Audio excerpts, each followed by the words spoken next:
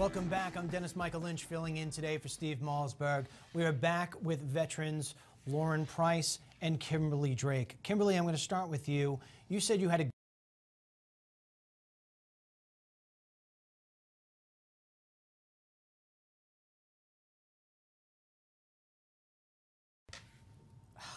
to stop subsidizing the failed bureaucracy. Okay. And now, Lauren, on your end there, if there was one or two things that you would like to see changed, so this way nobody has to deal with the sort of treatment that you had to deal with, what would you say?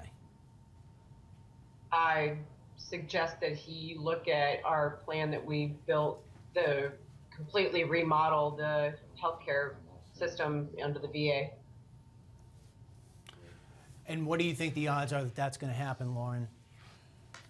Slim. We're meeting with Congress in January, and we're going to be bringing You are meeting with Congress? Yeah, we're bringing it back again. This will be our third trip back.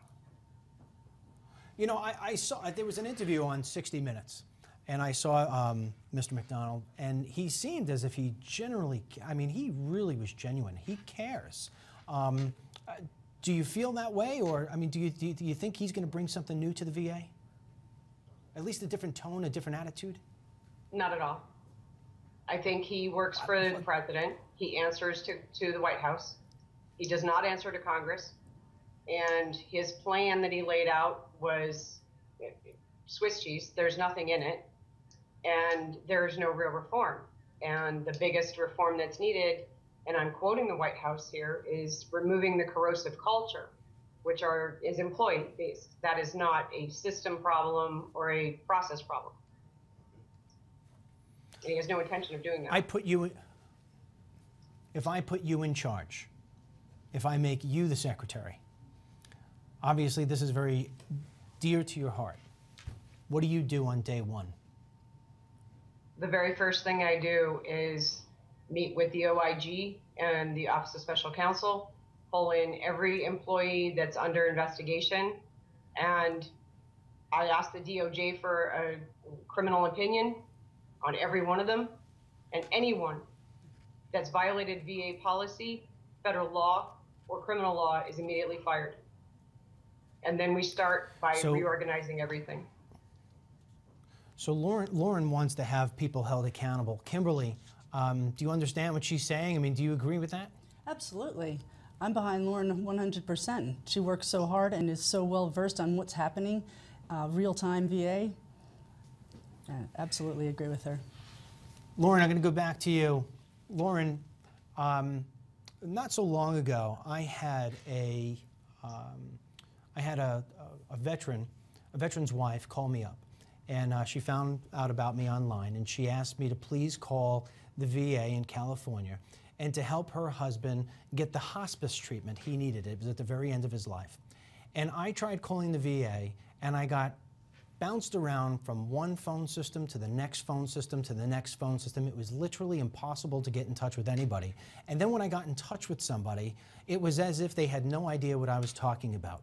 Was that something that was just a one-off, or is that something that happens all the time?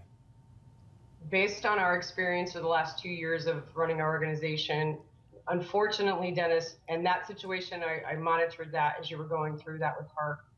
It broke our hearts, but it is a very common situation. I deal with those personally, talking to vets and their families daily, weekends, nights. The night before Thanksgiving, I dealt with that last year. This is the way they function. And I assure you that this is not we can't reorganize these people to make them behave better. We cannot instill compassion. You can't grow courage. I can't teach them how to behave like honorable adults.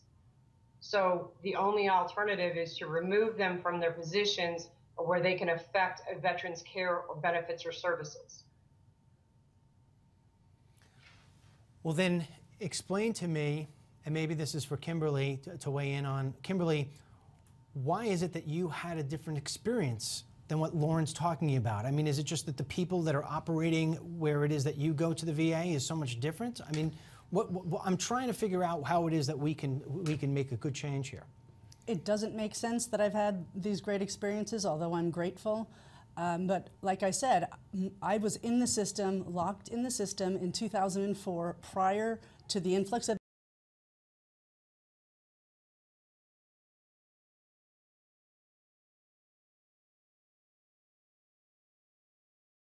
That's why, and Lauren's experienced it at a later date than I have, and all that has entailed. Well, let me say this on behalf of everybody watching the show. We thank both of you for your service. And Lauren, my heart goes out to you and your family, and I hope that I hope the best for you. Up next, another Malzberg panel.